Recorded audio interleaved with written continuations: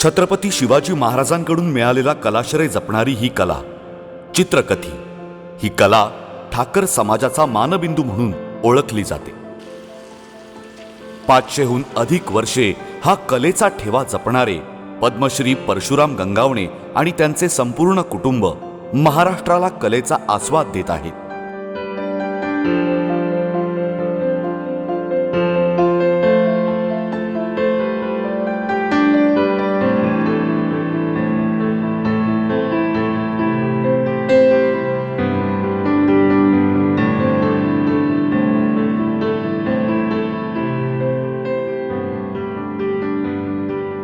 चेतनला खरं तर तू IT हे क्षेत्र निवडलं होतंस आणि त्यानंतर तू पुन्हा एकदा या आदिवासी कला प्रकारांकडे वळलास.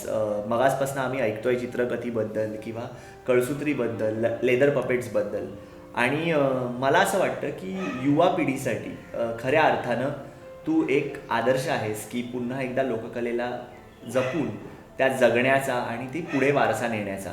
तर मला एकंदरीतच हे सगळं तू सुरू केलंस जेव्हा शिकण्यासाठी, तर मला असं वाटतं लहानपणापासूनच तू शिकत असशील, पण त्यानंतर जेव्हा ह्या क्षेत्राकडे तू बघतोयस तर तू कशा पद्धतीने बघतोयस? बेसिकली ह्या ज्या आमच्या लोककला होत्या, जसं की कळसूत्री बावल्यांचा खेळ असेल, चांबड्यांच्या बावल्यांचा खेळ असेल, चित्रकथी चित्रशैली असेल, ह्या लोककला आपल्या महाराष्ट्रामध्ये ह्या फक्त आपल्या समाजाकडेच आणि ह्या पिंगुळी गावामध्येच आहेत हे ज्यावेळी मला कळलं, तर त्यावेळी मला ह्या लोककलेमध्ये काम करण्यामागचा त्याच्यामागचा रिस्पेक्ट माझ्या मनामध्ये निर्माण झाला. कारण की ह्याचा एक अनुभव म्हणजे असा की ही लोककलाचा एक वर्कशॉप मी भोपाळला केलेला, मध्य प्रदेशला, आणि तिथे इंडियातलं आपलं सर्वात मोठं म्युझियम आहे. आणि त्या म्युझियममध्ये गेल्यानंतर मी तिथे ज्यावेळी हे चित्रकथीचं पेंटिंगचं वर्कशॉप केला त्यावेळी असं कळलं की मी महाराष्ट्राला रिप्रेझेंट करतो आहे तिथे. मला ज्यावेळी असं वाटलं की मी चित्रकथी प्रमोट करतो आहे किंवा ही आर्ट फॉर्म रिवाईव्ह करतो आहे हे आपल्याला माहिती होतं, पण ज्यावेळी मी त्या वर्कशॉपला गेलो आणि त्यावेळी मला चेतन गंगावणे फ्रॉम महाराष्ट्र असं ज्यावेळी मला तो टॅग मिळाला किंवा माझं आयडेंटिटी कार्डवरची चित्रकथी महाराष्ट्र म्हणून असं ज्यावेळी मला मिळालं, तर त्यावेळी मला वाटलं की अरे मी माझ्या समाजाच्या लोककलेला प्रमोट न करता मी पूर्ण महाराष्ट्राला प्रमोट करतो आहे अदर स्टेट्समध्ये. त्यावेळी ह्या लोककलेबद्दल आणि ह्या समाजाबद्दलच्या ह्या सर्व लोककलेबद्दलचा आदर माझ्या मनामध्ये वाढला. आणि त्यानंतर मी ठरवलं की आपण इकडे तिकडे कुठेही जॉब वगैरे करायचा नाही, आपण आपला जो पूर्ण वेळ आहे ह्या कला क्षेत्रामध्ये द्यायचा. तर मी जास्तीत जास्त माझं जे एफर्ट्स असतात ते स्ट्रिंग पपेट्रीमध्ये, लेदर पपेट्रीमध्ये देतच असतो, पण सोबत मी चित्रकथीसुद्धा करतो. चित्रकथीचे पेंटिंग्स बनवणे, त्याची विक्री करणे, इंडियातल्या नंबर ऑफ स्टेट्समध्ये मी एक्झिबिशनसाठी सुद्धा गेलेलो आहे. आणि गव्हर्नमेंटचे एक्झिबिशन्स तर करतोच, त्यासोबत काही प्रायव्हेट ऑर्गनायझेशन्सचे हे एक्झिबिशन्स करतो, काही वर्कशॉपसाठी मला बोलवलं जातं. आणि तिथे ज्यावेळी मला गेल्यानंतर चेतन गंगावणे चित्रकथी महाराष्ट्र असं ज्यावेळी वाटतं त्यावेळी खूप अभिमान वाटतो की आपण आपल्या समाजाची लोककला जतन व संवर्धन करतो. हां, म्हणजे महाराष्ट्रामध्ये असं बऱ्याच गोष्टी आहेत की ज्याच्याबद्दल आपल्याला अभिमान बाळगायलाच पाहिजे, पण तुझ्याकडे आलेला हा जो वारसा आहे तो इतक्या वर्षांचा आहे, म्हणजे 400हून अधिक वर्षांची चित्र तुमच्या ह्या म्युझियममध्ये आहेत किंवा तुझ्या घरी आहेत. तर ती बघत असतानाचा जो अभिमान आहे तो नक्कीच वाढत असेल, हे तर नक्की आहे. पण हे सगळं करत असताना किंवा हे सगळं पुढे नेत असताना तू आधुनिकतेची त्याला जोड दिलेली आहेस. तर ती आधुनिकता कशी त्याला जोडलीस आणि ते कसं लोकांपर्यंत पोहोचवतोयस? माझं 10वी नंतरचं शिक्षण मी इंजिनिअरिंगमध्ये म्हणजे डिप्लोमा केलं इन्फॉर्मेशन टेक्नॉलॉजीमध्ये कोल्हापूरला, आणि त्यानंतर मुंबईमध्ये मी जॉब करत होतो. आणि 2007मध्ये मी येथे रिटर्न गावी आलो. त्यावेळी एकदम म्हणजे इंटरनेट IT सेक्टर हा जो होता हा खूप एकदम फुल फ्लेजमध्ये होतं. म्हणजे प्रत्येकाचं मूल 10वी-12वी नंतर इंजिनिअरिंग IT क्षेत्र असं सगळ्यांनी निवडलेलं. त्याचाच थोडाफार फायदा घेतला आणि गावी आल्यानंतर इंटरनेटचं नॉलेज होतं. इंटरनेटचं नॉलेज असल्यामुळे इंटरनेटच्या माध्यमातून मी इंडियातलेच नव्हे तर इंडिया बाहेरील काही NGOसोबत, ऑर्गनायझेशनसोबत मी काही मेल्स थ्रू काही कॉन्टॅक्ट्स क्रिएट केले. सोबत त्यानंतर मी आधुनिकतेची जोड म्हणजे सोशल मीडियाचा वापर केला मी, की ही जी चित्रकथी आहे ही पिंगुळी चित्रकथी म्हणून मी नावारूपामध्ये आणली. म्हणजे गेली 15 वर्ष पिंगुळी चित्रगतीचं जर कुठे नाव आता जर असेल, गुगलला तुम्ही डायरेक्ट आता सर्च केलं पिंगुळी चित्रगती म्हणून, तर माझं सगळं तिथे माहिती येणार. सोबत एक खूप मोठं आपल्याला प्राऊड फील व्हायला पाहिजे, ते म्हणजे गुगलचं आर्ट अँड कल्चरचं जे डॉक्युमेंटेशन झालं, इंडियामधल्या फक्त 8च कलेंची त्यांनी निवड केलेली आणि त्यामध्ये आपली चित्रगती होती. तर गुगलची पूर्ण टीम इथे आलेली आणि त्यांनी चित्रगतीवरती डॉक्युमेंटेशन केलेलं.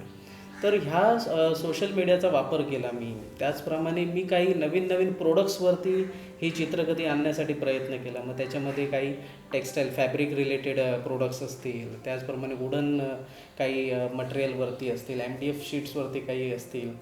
काही प्रोजेक्ट्स मी असे केले की वॉल पेंटिंग्स, काही मोठमोठ्या रिसॉर्ट्समध्ये जाऊन आम्ही वॉलवरती सुद्धा चित्रगती बनवलेल्या आहेत. तर बेसिकली चित्रगती ही फक्त कशी 12x15 इंच और 12x18 इंच एवढ्या पेपरवरतीच ती लिमिटेड होती. पण मग त्याला आम्ही थोडंसं फ्रीडम दिलं आणि ती फ्रीडम आम्ही वापरून वॉल्स असेल, कोणी वुडन पॅनल्स असतील, विंडोज असतील, घराचे इंटेरियर्समध्ये पिलर्स असतील, त्याच्यावरती वगैरे आम्ही ही चित्रगती काढायला सुरुवात केली आणि त्यानंतर ही चित्रगती ही लोकांपर्यंत पोहोचली. कारण की चित्रगती म्हणजे नेमकं काय की फक्त चित्रावरून कथा सादरीकरण करणे, म्हणजे Chitragati is a story telling art form. त्याच्यामध्ये कुठेही पेंटिंग बनवणे आणि विक्री करणे हा भाग नव्हता. आमचे जे पूर्वज होते हा फक्त चित्रगतीचा कार्यक्रम मंदिरांमध्ये करायचा, देवाचा जागर करायचा आणि आपल्या घरी यायचं, हे एकच काम त्यांचं त्यावेळी होतं आणि ते पण वर्षातून एकदा नवरात्राच्या वेळेला.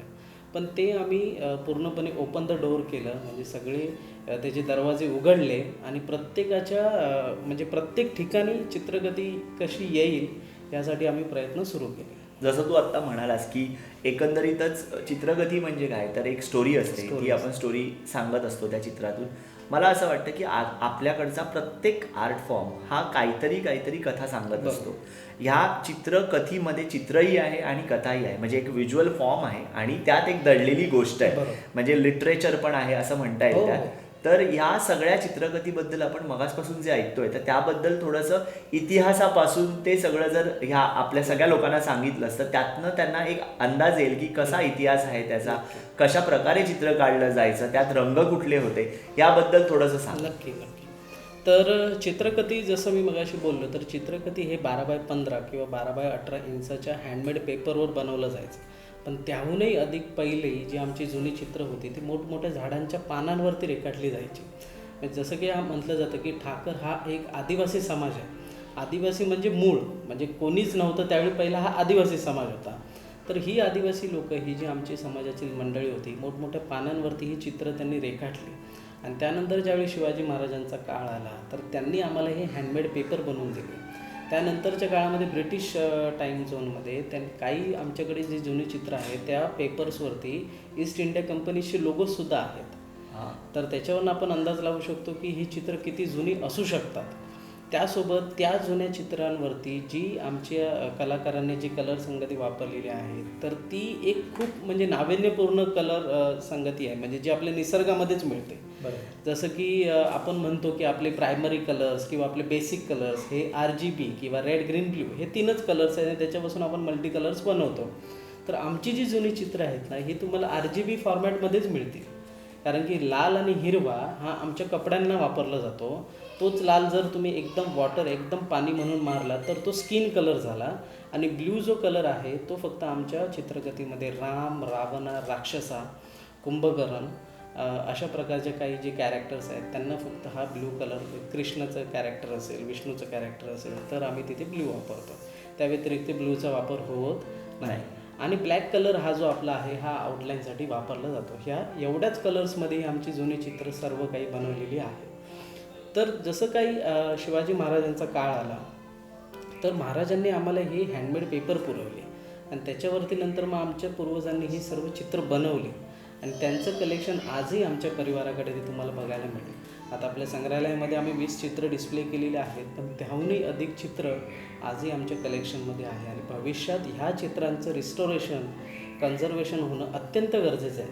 म्हणजे माझ्या पिढीने तरी ॲटलिस्ट ही चित्र बघितली, माझी मुलंसुद्धा बघतील, पण माझ्या मुलांची मुलांना जर पुढच्या नेक्स्ट 2 जनरेशन 3 जनरेशन्सला जर ही चित्र पाहायची असतील तर त्याला कन्झर्वेशन करणं अत्यंत महत्त्वाचं आहे. कारण की आत्ताच्या घडीला आम्ही जर चित्राला, पेंटिंगला त्या जुन्या हात लावला तर त्याचे तुकडे पडतात. म्हणजे पेपरचे लिटरली, आणि ते तुकडे पडलेले आम्हाला बघवत नाही. त्यामुळे आम्ही त्या चित्रांना हातच लावत नाही.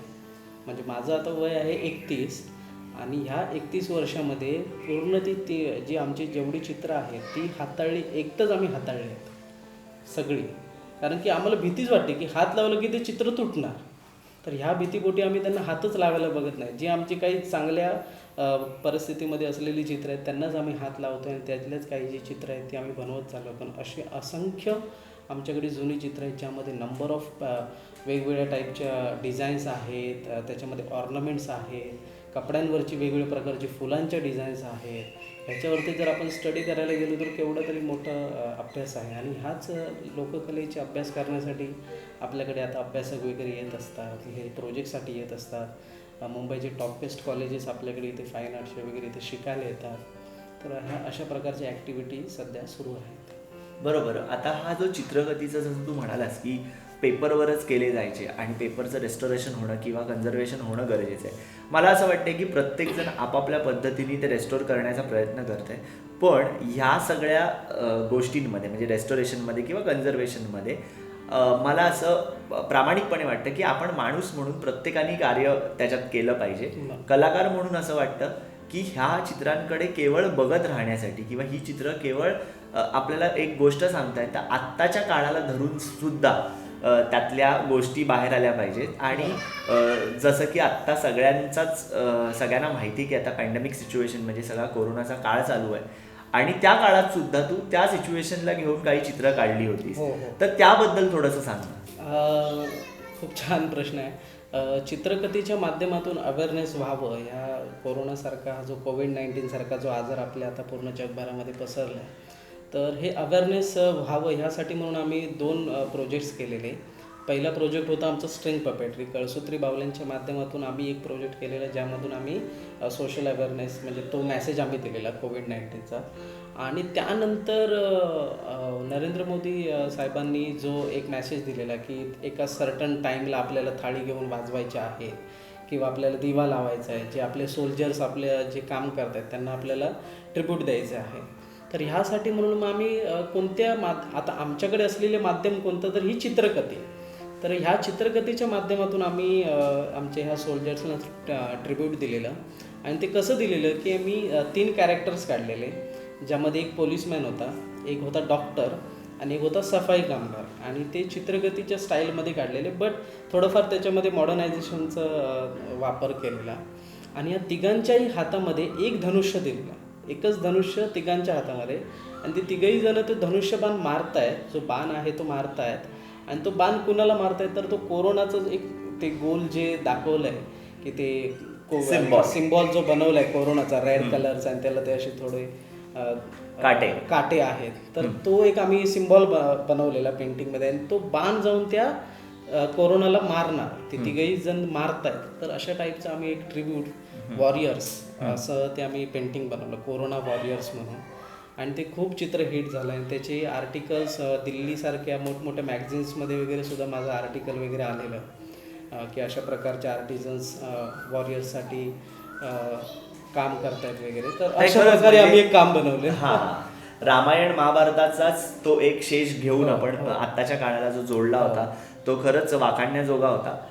मला असं नेहमी ह्या चित्रांकडे बघितल्यावर ना एक मोह आवरत नाहीये, तो म्हणजे चित्र काढण्याचा. तर तू मला शिकव जरा हे कशा प्रकारे होतं. आणि त्यातून एक गोष्ट नक्की आहे की जे काही मी घेऊन जाईन ते माझ्या नंतरच्या लोकांना पण सांगू शकेन, आणि मग असा त्याचा प्रसार होत राहील असं मला वाटतं. तर आपण ते चित्राकडे नक्की. तर आपण चित्रामध्ये 1-2 प्रकार आहेत आपल्याकडे ज्यावेळी चित्रकथी बनवायचं असेल आणि ज्यावेळी ते चित्र एखाद्या महलमधलं असेल, तर महलमध्ये ज्यावेळी ते चित्र असेल ना, तर त्याच्यामध्ये टॉपच्या डिझाईन आणि बॉटमची डिझाईन असते, अत्यंत गरजेची top and bottom design. After that ज्यावेळी आपल्याकडे महलचं चित्र नसेल, ओपन असेल म्हणजे युद्धाचं सीन वगैरे असेल, त्यावेळी तुम्हाला टॉप अँड बॉटमच्या डिझाईन्स मिळणार नाही. पण सेम जर तुम्ही हाच जर प्रकार बघितला तर मधुबनी आहे किंवा आपलं पटचित्र आहे किंवा आपलं कलमकारी आहे, तर ह्या चित्रांना साईडने बॉर्डर्स असते बघा. ते पूर्ण चित्र बंदिस्त 2 कॅरेक्टर्स त्या साईडच्या बॉर्डर्समध्ये भरलेले असतात. पण आपल्या चित्रकथीमध्ये राईट साईड आणि लेफ्ट साईड पूर्णपणे ओपन असते. का? त्याचं एक रिझन आहे, कारण की ती स्टोरी टेलिंग आहे, कारण की ती स्टोरी रन होते. कारण की 35 ते 40 चित्रांमध्ये ती स्टोरी रन होत असते. तर त्यामुळे तुम्हाला साईडला कधीही डिझाईन्स आमच्या मिळणार नाहीत. तुम्हाला टॉप अँड बॉटमचे डिझाईन्स मिळणार. आणि हे एक चित्र आलं की हे ठेवलं की त्याच्यानंतर दुसरं चित्र, तिसरं चित्र, असं ती पूर्ण स्टोरी टेलिंग केली जाते. म्हणून तुम्हाला साईडमध्ये तुम्हाला डिझाईन्स कधीही मिळणार नाही. असं. ओके. त्याच्या मागच्या काही म्हणजे ते कंटिन्यू राहतं अच्छा. स्टोरी टेलिंग असल्यामुळे. अच्छा. असं खरं तर चित्र करत असतानाचा जो अनुभव आहे ना तो कधी म्हणजे नेहमीच वेगळा असतो. त्यात वेळ द्यावा लागतो, त्यात एकाग्रता वाढते आणि मुळात ह्या चित्रांमध्ये ती गोष्ट असल्यामुळे ना ती आपण गोष्ट जगत असतो असं मला वाटतं. आत्ताच्या काळाला धरून ही चित्र काढण्याची खरं गरज आहे आणि जे तुम्ही ह्या सगळ्या आदिवासी कला प्रकारातून सुरूही केलेलं आहे त्याबद्दल खूप अभिमान वाटतोय.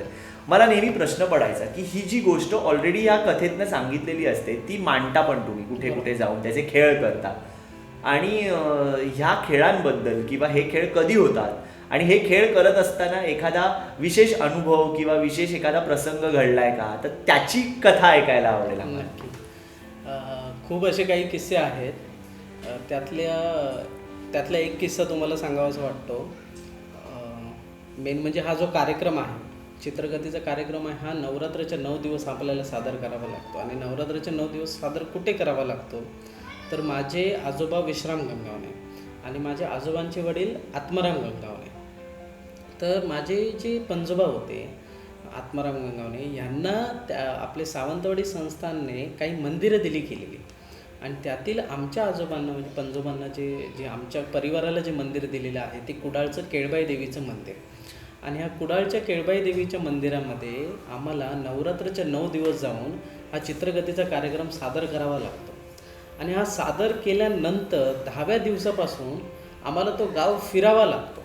आता गाव फिरणं म्हणजे नेमकं काय की 9 दिवस आम्ही देवाची सेवा केली आहे ना, देवीची सेवा आम्ही केली आहे, देवीचं जागर आम्ही केलं आहे. कारण की रात्री 9, 9:30, 10च्या दरम्याने जेवण झाल्यानंतर आमची ती मंडळी हा कार्यक्रम सुरू करायची आणि सकाळी 5:30, 6ची जी आपली सकाळची जी आरती असते तोपर्यंत हा कार्यक्रम सुरू राहायचा.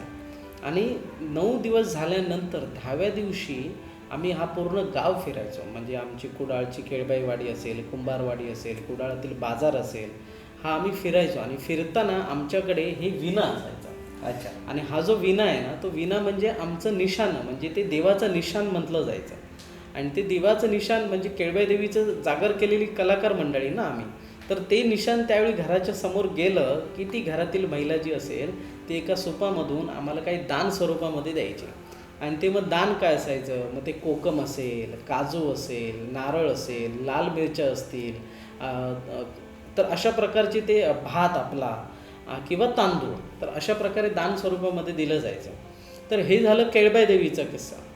म्हणजे केळबाई देवीच्या मंदिरामध्ये नवरात्राच्या 9 दिवस जाऊन हा कार्यक्रम करणे. आताही नवरात्रामध्ये मी जाऊन कार्यक्रम करतो, पण आता लोकांची बघण्याचं दृष्टिकोन तो राहिलेला नाही. लोकांना आता ते आवडत नाही आहे. 5 मिनटं 10 मिनटं पण लोक बसत नाही, ऑडियन्स कोणीच नसतं. मी जातो, गणपतीचं पान लावतो, गणपतीचं गाणं म्हणतो आणि तिथून निघून येतो. पण आम्हाला असे अजून काही 1-2 गावं दिलेली आहेत ज्यामध्ये सावंतवाडीचं मळेवाड म्हणून गाव आहे आणि तिथे आम्ही जाऊन हा कार्यक्रम सादर करायचो. तर माझे आजोबा वारल्यानंतर माझे जे मामा होते, माझ्या आत्याचे मिस्टर, त्यांच्यासोबत मी तिथे जायचो. आणि एके दिवशी मी तिथे गेल्यानंतर आम्ही आदिवासी समाजाचे लोक ना, तर आम्हाला तिथे घरामध्ये एंट्री नाही. म्हणजे आम्हाला घराच्या अंगणामध्ये एका कोपऱ्यामध्ये आम्हाला बसण्याची व्यवस्था केली जायची. माझ्या वडिलांसोबत जर तुम्ही गप्पा गोष्टी झाल्या असतील तर ते सांगतात की एक प्रसंग त्यांच्यासोबतसुद्धा असं घडलेला की जेवले, केळीच्या पानावरती केळीचं पान आपण कापून आणायचं, त्याच्यावर जेवण वाढलं जायचं, करटीतून चहा पाणी दिलं जायचं आणि जेवण झाल्यानंतर तिथे तुम्हाला शेणाने सारवायला सांगायचे का की आम्ही आदिवासी लोक त्यांच्या घराच्या अंगणामध्ये बसलो म्हणून. असे किस्से आहेत. तर त्यावेळी मी 8वीमध्ये असताना त्यांच्यासोबत मामांसोबत ज्यावेळी गेलेलो त्या गावामध्ये, तर त्या लोकांनी त्यांचं घरातील टॉयलेट मला ॲक्सेस करायला दिलं नाही. त्यांनी सांगितलं तुम्ही संडासासाठी बाहेर नदीवर जा. आणि मला कधी सवयच नाही, कारण की आमच्या घरामध्ये अशा प्रकारे कधी आम्ही बाहेर टॉयलेटला गेलोच नाही. आणि तिथे बाहेर जायला नदीवरती ज्यावेळी सांगितलं तर ते मला अनकम्फर्टेबल वाटलं. आणि त्याच्या दुसऱ्या वर्षापासून मी ते गावामध्ये तिकडे जाणं बंद करून टाकलं. आणि त्या मामांना त्यांनी त्या गावातल्या लोकांनी विचारलं, तो मागच्या वर्षी तुमच्याबरोबर तो बारको पोरगो इल्लो तो येऊ का नाही ह्या वर्षी. तर आमच्या मामांनी सांगितलं की तुम्ही त्याला संडासात बाहेर जाऊ सांगलात ना, त्यामुळे तो तुमच्याकडे येऊ नाही, त्यांच्या घराकडे तो मोठं संडास आहे. म्हणजे असे पण काही घटना घडलेल्या आहेत की ह्या लोककला सादर करताना समाजातील भेदभाव हा सुद्धा त्याच्यातून आलेला एक अनुभव. तर असे जाती भेदभावसुद्धा त्यावेळी केले जायचे. आजही आमच्या समाजातील जी काही मंडळी आहेत यांच्या घरी काही अदर समाजाची लोक जेवायला पाणी प्यायला वगैरे पण बघत नाही. तर हा जाती भेदभाव जो आहे हा आम्हाला पूर्णपणे त्याचा नामशेष करायचा आहे. म्हणूनच आमच्या घराच्या म्युझियमच्या एंट्रीलाच तिथे खाली लिहिलेलं आहे की आमचं एक मडकं आहे आणि त्या मडक्यामध्ये तुम्ही जाती भेदभाव असेल, जादूटोणा असेल, म्हणजे हे जे सगळे भेदभाव वगैरे असतील हे सगळे तुम्ही त्या लालच असेल ते हे सगळं तुम्ही त्या मडक्यामध्ये टाका आणि एक ॲज अ पर्सन म्हणून तुम्ही ह्या एरियामध्ये एंट्री करा. नाहीतर ते तुमच्या डोक्यामध्ये तुम्ही धरून चाललं आहे की हा आदिवासी समाजाचा व्यक्ती आहे की ह्याच्या घरात मी पाणी कसं पिऊ आणि ह्याच्या घरात ह्याच्यासोबत बसू कसा, हे ठेवलं तर मग आम्ही काहीच तुमच्याशी शेअर करू शकत नाही. तर असे पण काही घटना घडलेल्या आहेत. या लोककलेमधून काही घटना शिकता पण आलेल्या आहेत. तर अशा प्रकारचे काही अनुभव सांगावेसे वाटतात. मला नेहमीच असं वाटतं की कलाकार हा हाडाचा जातीवंत असतो आणि त्यात जात कुठे आली नाही पाहिजे. जोपर्यंत समाजातनं जात नाही आहे तोपर्यंत मला असं वाटतं की समाजाचा विकास होणार नाही आहे. पण मला असं वाटतं की महाराष्ट्रात कुठेतरी ह्या सगळ्या गोष्टींची जिथे जातीभेद होतो आहे तर तिथे कुठेतरी आपण जाऊन कलाकारांनी त्यावर आपल्या कलेतून जर काही कथा सादर केल्या, जशा आता चित्रकथीतूनही कला सादर केल्या, तर त्यांचा समाजाकडे बघण्याचा दृष्टिकोन नक्की बदलेल. म्युझियमच्या सुरुवातीला ठेवलेलं जे तुमचं मडकं आहे त्यात तुम्ही म्हणतायत की लालच, जातीभेद अशा सगळ्याच नको असणाऱ्या नकारात्मक गोष्टी तिथेच सोडून तुम्ही आतमध्ये ह्या म्युझियममध्ये प्रवेश करा. तिथून एक माणूस म्हणून खूप सुंदर आनंद घ्या, सकारात्मक माणूस म्हणून पुढे या. हे जे तुमचं सांगणं आहे हे खरं तर एका लोककलावंतांनी माणूस म्हणून जगणाऱ्या आणि जपणाऱ्या अशा माणसाला सांगितलेलं आहे आणि तेच कुठेतरी आपण ह्या पुढे कॅरी फॉरवर्ड केलं पाहिजे. आणि म्हणूनच हा कॅरी ऑन महाराष्ट्र जो आपला अख्खा प्रवास आहे त्यात हे आपण कुठेतरी शिकण्यासारखं आहे आणि हे पुढे नेण्यासारखं आहे. आणि ते तुझ्यासारखा एक युवा तरुण काम करतो यासाठी आणि लोककला पुढे घेऊन जातोय, त्याबद्दल खूप खूप धन्यवाद. धन्यवाद.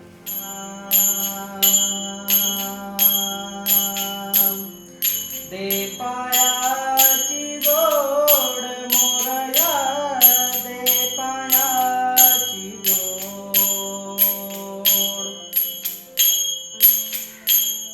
दे पायाची जोड मोरया, दे पायाची जोड, तुझं विना कवना शरण मी आलो,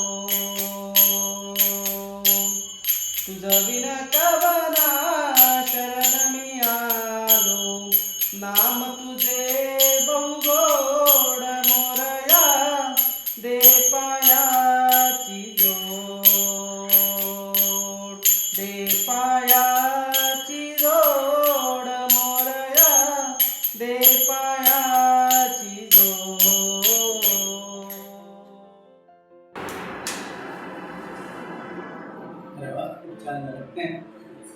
कॅरी ऑन महाराष्ट्र आणि हत्ती म्हणजे शेवटी याचंच प्रतीक आहे.